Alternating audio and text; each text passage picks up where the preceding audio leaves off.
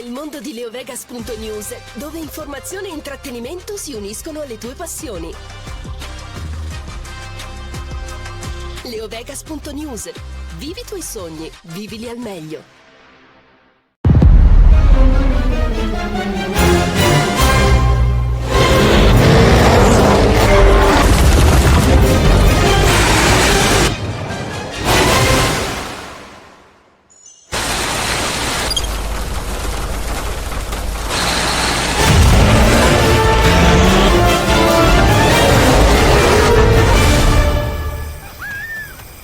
Excellence on your journey. Extra Sport. Kumho Tire. Ben ritrovati a tutti amici di Radio Rossonera, ben ritrovati in questo 8 maggio del 2025, buon giovedì, buona vigilia di Bologna-Milan, saluto Enrico Boiani, ciao Henry. Ciao, buongiorno a tutti, ben ritrovati. Sivo, prima di partire io ringrazio tutti coloro che ieri hanno fatto donazioni, si sono abbonati, ci hanno seguito ieri durante il talk, perché eravate in tanti, grazie mille per il supporto, fatelo anche oggi attraverso like, commenti, iscrizioni, condivisioni, grazie, vi vogliamo bene. Promesso che una piccola parte di quello che avete donato la reinvestirò nella webcam, perché mi ha salutato. Se mi vedete in questa condizione simil Simpson è per questo motivo, ma abbiate fede che nel giro di poco torna un'immagine semi-decente. Detto questo, oggi è l'8 maggio, iniziamo con gli auguri. Prima di tutto, il capitano Franco Baresi. Sì. Capitano, buon compleanno, il rossonero del secolo, sempre si è lodato.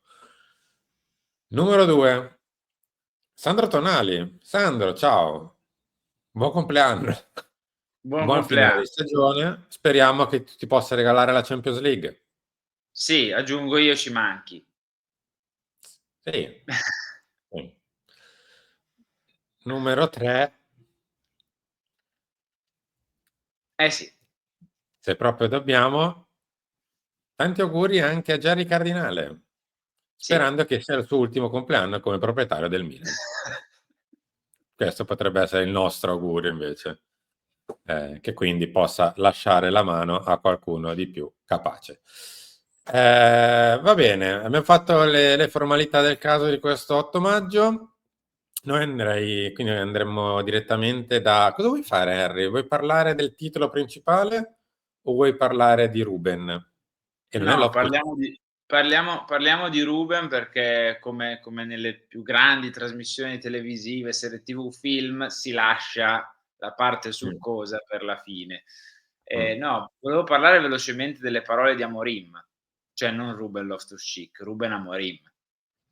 Lui, che ha detto in conferenza, visto che oggi si giocano la semifinale di ritorno di Europa League, che il mio Manchester United potrebbe essere la peggior squadra di sempre della Premier League con un titolo europeo in bacheca. Vincere l'Europa League non cambierebbe la stagione.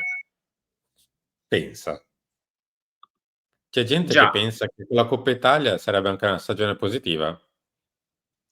Già, questo ci deve far capire che non si scherza con la storia.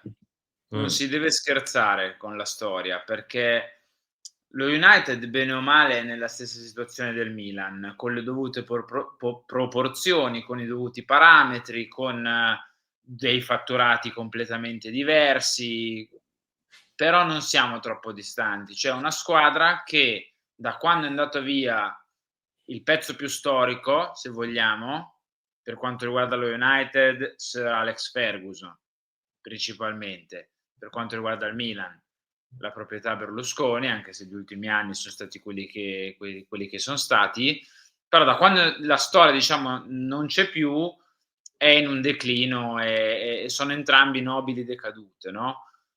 Però c'è una percezione dello United per cui, giustamente, sottolineo giustamente, perché lo United, se non vinceva una Premier League era un dramma, se non arrivava ai quarti di Champions era un dramma, fino a qualche anno fa.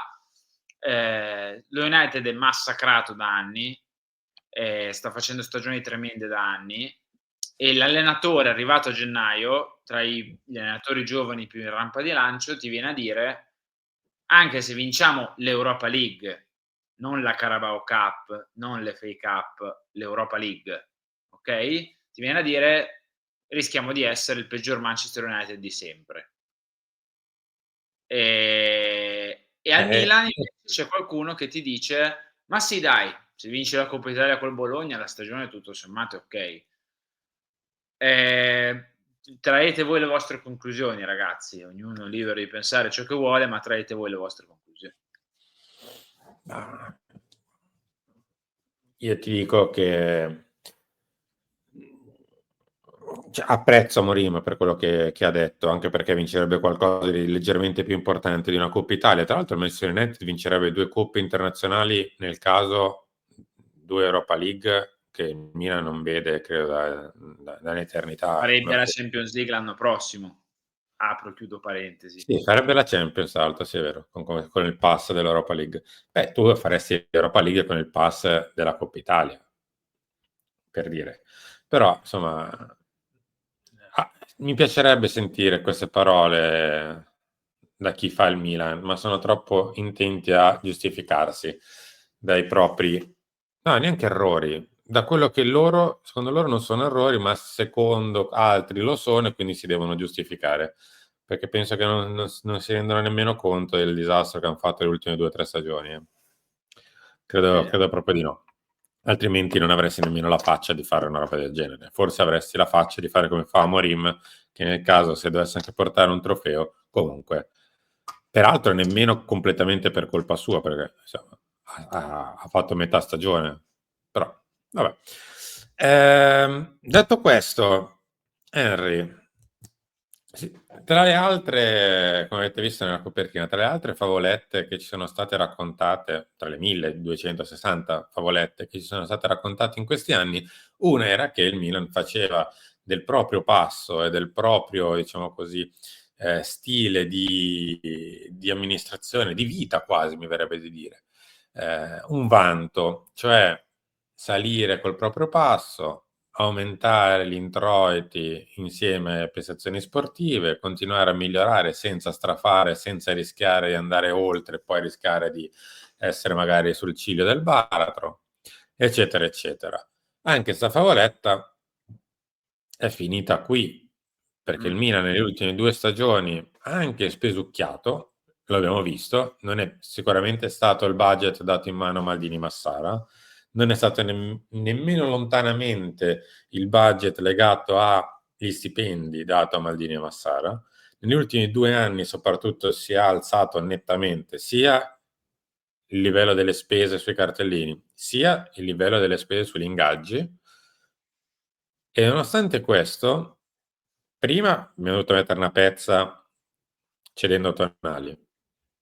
Quest'anno non so che pezze dovremmo metterci, perché saremo anche senza Champions League in previsione, ma in tutto questo più abbiamo speso e meno abbiamo reso. Sì. Quindi? Sì, no, è vero, cioè,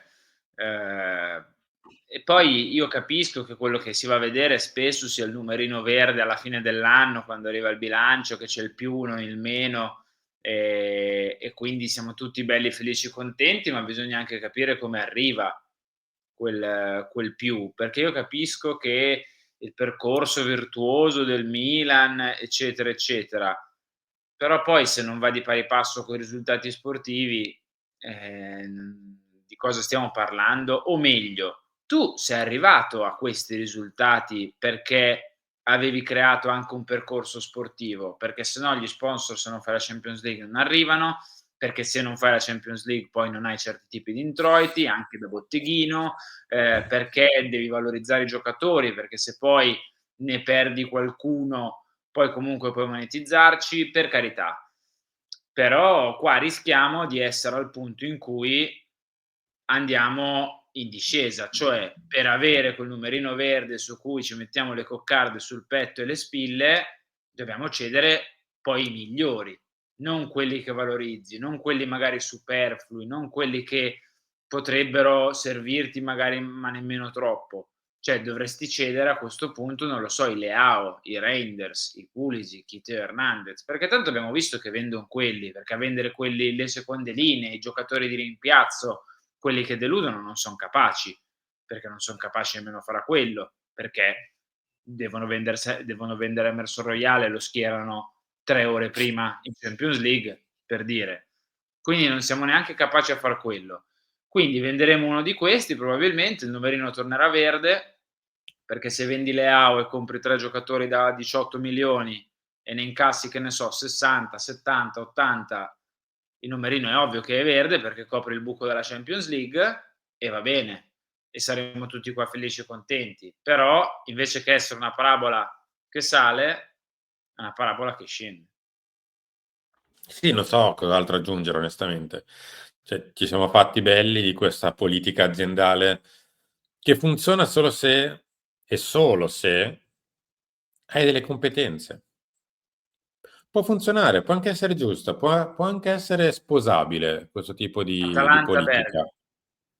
Sì, ma tante altre, insomma, anche in giro per l'Europa, insomma. È anche giusto, non, diciamo così, non strafare. Poi, al di là del fatto che al tifoso dei soldi di chi investe non dovrebbe fregare una mazza, se il Milan spende 150.000 euro in più o in meno per un giocatore, onestamente al tifoso cosa entra in tasca non so, perché non ha uno straccio di un'azione di quella società, quindi non so cosa gli entra in tasca, se spendono 3 milioni in più o 3 milioni in meno. Comunque, anche se dovessero spendere 3 milioni in meno, ma se mi portano per i risultati, io sono anche addirittura contento, perché la mia società non rischia economicamente, magari non rischia di scomparire, non rischia penalizzazioni, non rischia.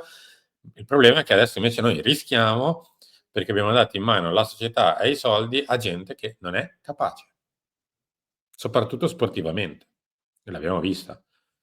E questo bel giochino che abbiamo messo in piedi, cioè del tipo non straspendiamo e cerchiamo di portare comunque risultati sportivi, funziona solo se hai delle capacità.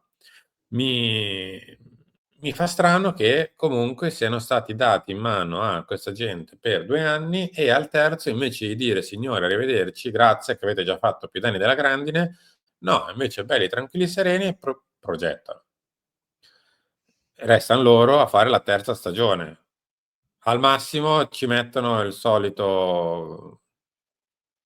È brutto perché poi sembra di dare del pupazzo ad amico, perché non mi dispiacerebbe perché No, non il lo solito conosco. capro espiatorio. Sì. Il solito capro espiatorio, ecco. Insomma, come è stato Ibra, che adesso, siccome l'abbiamo usato e non lo possiamo più strizzare fino in fondo, avete visto che nell'ultimo mese non c'è più, parla solo Moncada, e quindi sarà il turno di D'Amico il prossimo. Poi chissà, tanto, come avevamo già detto, pensate realmente che D'Amico venga qui e imponga il suo allenatore? O dica, guardate, mettiamo caso, io invece voglio ripartire assolutamente dal rinnovo di Teo Hernandez, perché deve stare qui per i prossimi 5 anni e la prima cosa che faccio il giorno dopo è il rinnovo. Funziona? Non lo so, non credo. Funziona Poi che se va bene a chi sta sopra, funziona, se no no. tra oggi e domani sì, ma magari facciamo una piccola analisi più che dei cartellini, perché tanto sappiamo che poi ti possono venire a dire ma abbiamo venduto Tonali, secondo anno di Champions, abbiamo potuto fare un certo mercato. Ma abbiamo venduto quello, il terzo anno di Champions, abbiamo potuto spendere. Potranno dirci questo, quindi non tanto sui cartellini, ma sugli ingaggi, perché per me fare un'analisi del monte ingaggi 2 o 3 anni fa, adesso noi capiamo un po' di cose, sia globale, cioè di tutta la rosa, sia la media per giocatore, perché anche quello è importante e anche quello ti fa capire, perché se magari passi da una media di 2 milioni e mezzo, 3, a una media di 4,1, 4,2, che è tanto. Sì. Henry, grazie. Ci ritroviamo tra poco per lunch e talk della vigilia di Bologna-Milan. Milan-Bologna. Milan-Bologna, giusto. Perché siamo a San Siro domani sera alle 20:45. Che bello. Arrivederci. Entra nel mondo di leovegas.news, dove informazione e intrattenimento si uniscono alle tue passioni. leovegas.news. Vivi i tuoi sogni, vivili al meglio.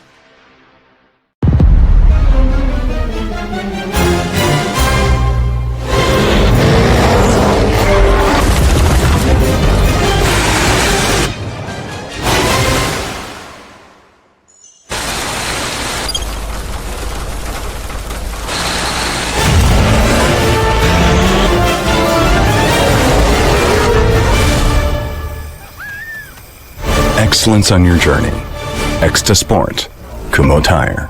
Se i tuoi bambini hanno un cuore rossonero e sognano di vivere la passione per il Milan come il loro papà, non perdere l'occasione di iscriverli al Milan Junior Camp di Sport Eventi, l'esperienza che avresti voluto vivere anche tu alla loro età. Con Sport Eventi, partner storico del Milan, i tuoi bambini potranno partecipare a camp estivi unici, pensati per ragazzi dai 6 ai 16 anni, in location mozzafiato come Cortina d'Ampezzo, Jesolo Lido, Lignano Sabbiadoro e l'Altopiano di Asiago. Allenamenti, tecniche di gioco e tanto divertimento. Una settimana di calcio, crescita e amicizia che i tuoi figli non dimenticheranno mai. Visita www.sporteventi.com e iscrivi subito i tuoi figli ai Milan Junior Camp di Sport Eventi e fai vivere loro un'esperienza che ricorderanno per sempre.